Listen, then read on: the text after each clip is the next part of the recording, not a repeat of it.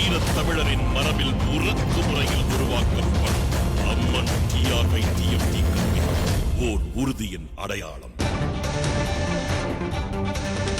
அண்மை செய்தியை பார்க்கிறோம். நாம் தமிழர் கட்சி நிர்வாகிகள் வீட்டில் நடந்த சோதனையில் கைப்பற்றப்பட்ட ஆவணங்கள் NIA நீதிமன்றத்தில் ஒப்படைக்கப்பட்டிருக்கிறது. அண்மை செய்தியாக பார்க்கிறோம்.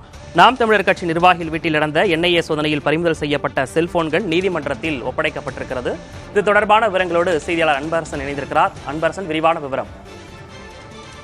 விக்னேஷ், நாம் தமிழர் கட்சி நிர்வாகிகள் வீட்டில் கடந்த 2ஆம் தேதி நடந்த NIA சோதனையில் பறிமுதல் செய்யப்பட்ட செல்போன்கள் தற்போது நீதிமன்றத்தில் ஒப்படைக்கப்பட்டிருக்கிறது. குறிப்பாக 8 செல்போன்கள் மற்றும் 30க்கும் மேற்பட்ட ஆவணங்கள் பூந்தமல்லி சிறப்பு நீதிமன்றத்தில் NIA அதிகாரிகள் ஒப்படைத்துள்ளார்கள். ஒப்படைக்கப்பட்ட செல்போன்கள் அனைத்துமே ஆய்வகத்திற்கு அனுப்பப்பட்டுள்ளதாக NIA அதிகாரிகள் தகவல் தெரிவித்திருக்கிறார்கள்.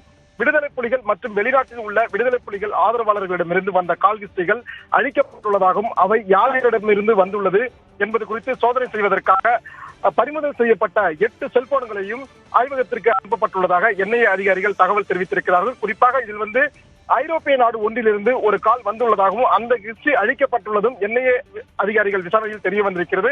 கடந்த 2ஆம் தேதி நாம் தமிழர் கட்சி நிர்வாகிகளான சாட்டை துரைமுருகன், இசைவாணன், முருகன், இடுமாவனம் கார்த்தி உள்ளிட்டோர் வீடு மற்றும் தொடர்புடைய இடங்களில் தேசிய புலனாய்வு முகமை அதிகாரிகள் திடீர் சோதனையில் ஈடுபட்டனார்கள்.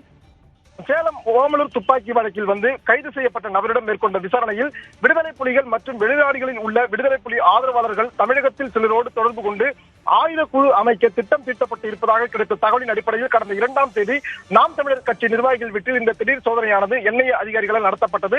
இந்த சோதனையின் முடிவில் 8 செல்போன்கள் மற்றும் 30க்கும் மேற்பட்ட ஆவணங்கள் பறிமுதல் செய்யப்பட்டது. தற்போது பறிமுதல் செய்யப்பட்ட 8 செல்போன்கள் மற்றும் ஆவணங்களை பூந்தமல்லி சிறப்பு நீதிமன்றத்தில் ஒப்படைக்கப்பட்டு அவை ஆய்வகத்திற்கு உட்படுத்தப்பட்டிருக்கிறது. விக்னேஷ், விவரங்களுக்கு நன்றி அன்பரசன்.